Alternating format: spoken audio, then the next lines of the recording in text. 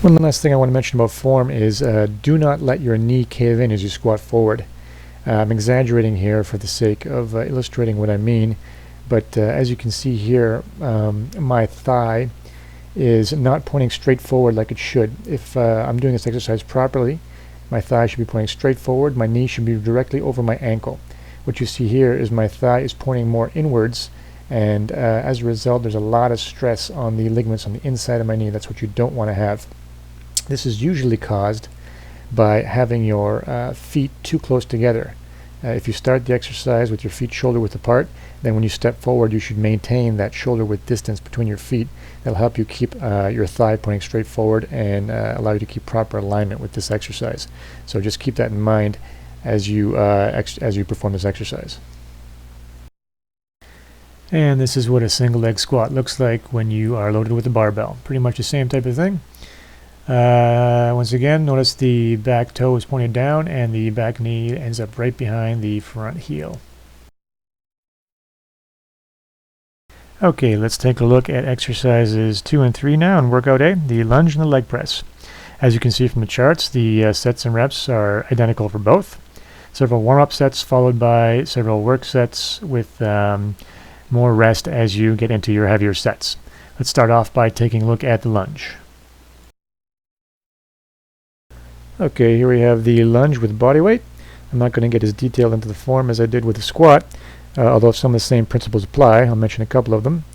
First of all, once again, depth is very important. You want to work the butt muscles by making sure you lunge forward deep enough, meaning the middle of your hip joint should be, if not parallel, or I should say parallel or below the middle of the knee joint.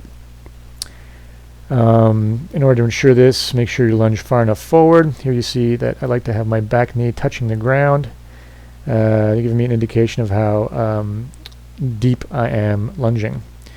And from the front, once again, remember that when you lunge forward, do not let your knee cave inwards. That's bad for the ligaments on the inside of the knee. So this is a front view of the lunge. And this is lunge with dumbbells. As you add resistance, just grab a couple of dumbbells, and you can load yourself more heavily that way as you progress and get stronger.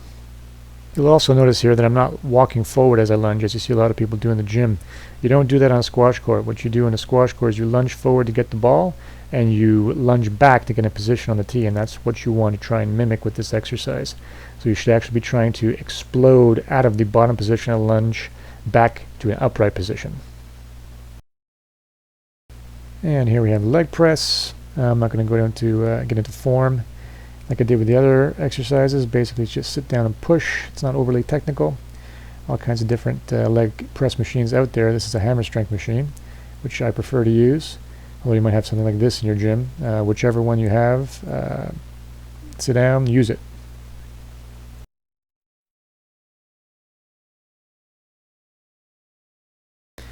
Okay, the last set of exercises in workout A are abs and calf raises.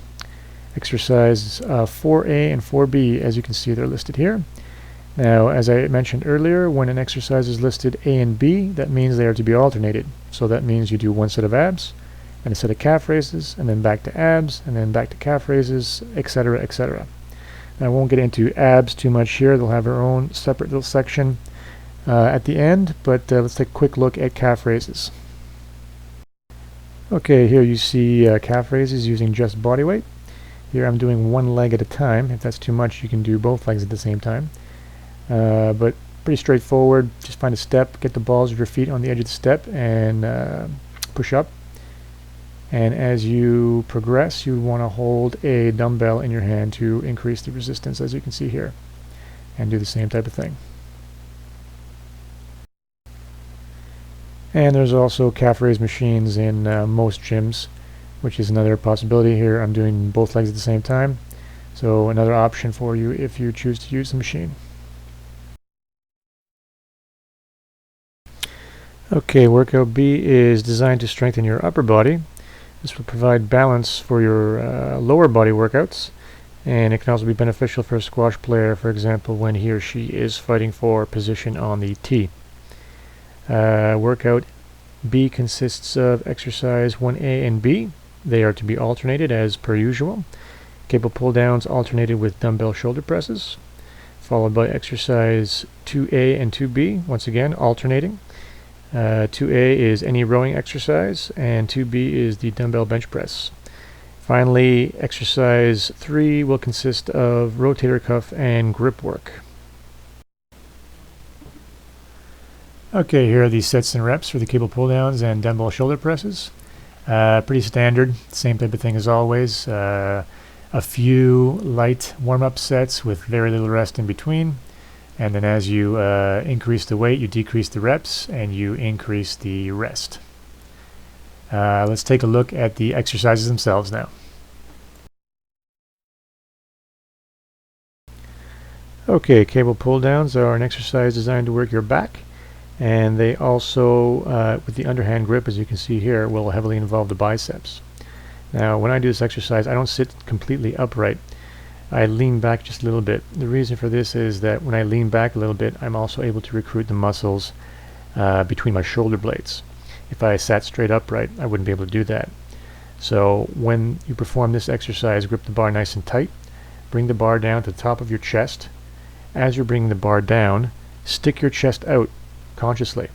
This, when you stick your chest out like that, you automatically activate the muscles between your shoulder blades, the scapular adductors. And another variation of this exercise is simply changing the type of grip. As you can see here, I am taking an overhand grip instead. Same principles apply when you do the exercise though. You grab the bar nice and tight, squeeze that bar, bring it to the top of your chest, hold it for a second. As you bring the bar down, stick your chest out, and this will activate the muscles between your shoulder blades.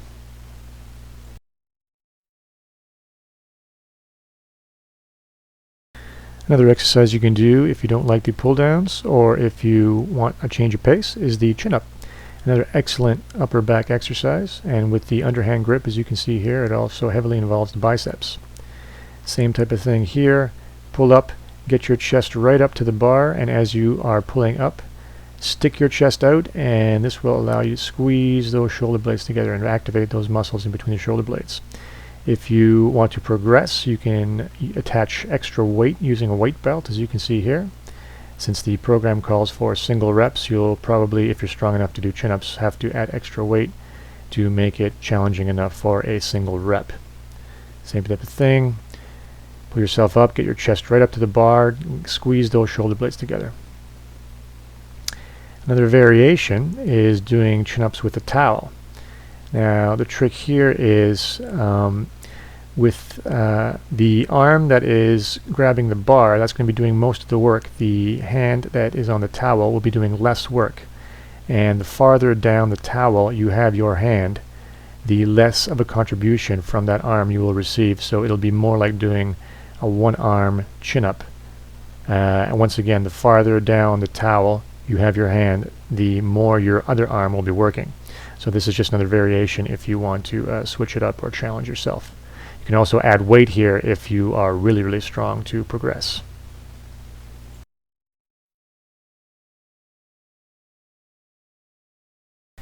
Okay, exercise 1B is the dumbbell shoulder press. This exercise works the shoulders and the triceps. I prefer to do it standing, as you can see here. It's just more functional that way. It involves more of the muscles of the body. As you press upwards, make sure to stay upright. Don't lean to the side as you press upwards. This will involve the activation of the abdominal muscles actually isometrically. So this is, by doing it standing like this, it's more of a whole body exercise.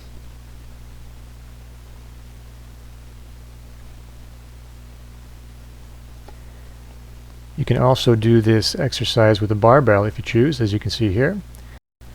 And if you're really advanced and you know how to perform the exercise properly, you can try the barbell split clean and press, as you can see here. Once again, this is an advanced exercise, not for beginners, but if you know how to do it, it's a really good one.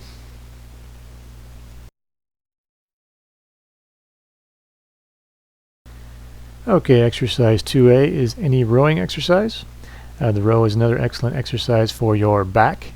This time you'll be pulling into your body from out in front of your body as opposed to from up above like you did with the chin-up or the pull-down. I will be demonstrating a number of different types of rowing exercises. You can check them out and pick one that you like to use. Or for the sake of variety over time, you can pick a couple and alternate them over time. Okay, here are the sets and reps for the row exercise you decide to use and the dumbbell bench press. Pretty standard stuff, same thing as exercise 1A and B.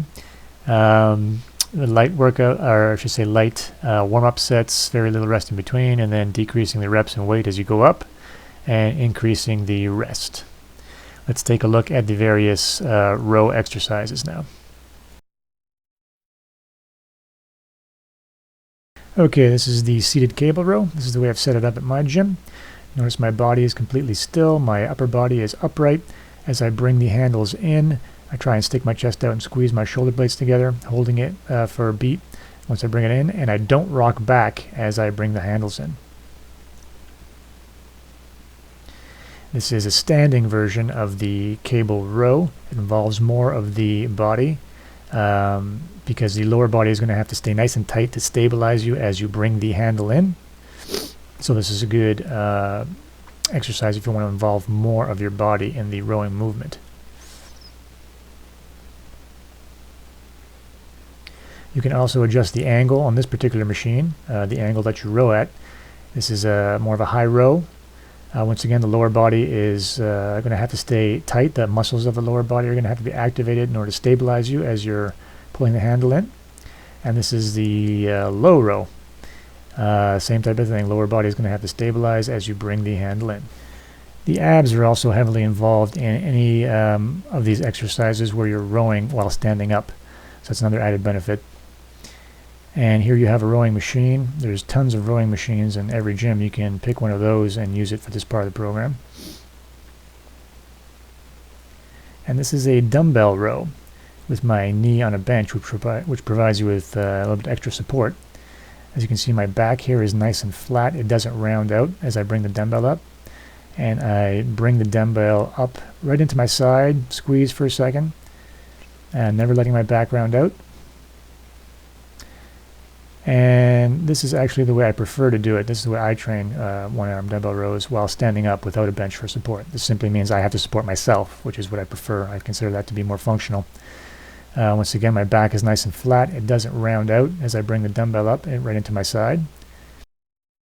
Okay, there you have a number of rowing exercise options for that part of the program. Let's move on to the one-arm dumbbell bench press. Okay, this is a one-arm dumbbell bench press off a Swiss ball, working your chest and triceps. For those of you who don't know how to set up properly, it's not that complicated. Simply look here. I'm stepping forward slowly and then dropping back on the ball as I step forward. The reason I like to do it off a Swiss ball is that I am pressing off an unstable surface, i.e. the ball, which means that more of the muscles of my body are going to be activated in an effort to stabilize me as I'm performing this exercise. As I said, the abs are heavily involved here. A couple of things to mention. I want you to keep your butt up while you're performing this exercise. Don't let the butt drop down. Your body should be parallel to the floor. Also, the wider apart your feet are, the more stable you'll be. So keep that in mind as you're performing this exercise. The closer your feet are together, the less stable you'll be. You'll feel it in your abs if you keep your feet close together. Okay, as you start using heavier dumbbells in this exercise for your single reps, you're probably going to want to use two hands to get the dumbbell into starting position, as you can see here in a minute. Here I am, two hands to get the dumbbell up, and then one hand down and begin to press. That's the best way, easiest way to get heavy dumbbells up into the starting position. And my butt's always up here, and my abs are working for this exercise. Now, if you don't like the press off the ball, or if you want to try something else for variety, you can also try the one-arm cable chest press while standing, as you can see here. This is an excellent exercise that involves a lot of the muscles of the body. Your lower body musculature is going to have to be under tension to stabilize you as you press, and your abdominals are also going to be heavily involved here, as they're going to be stabilizing the torso as you press forward.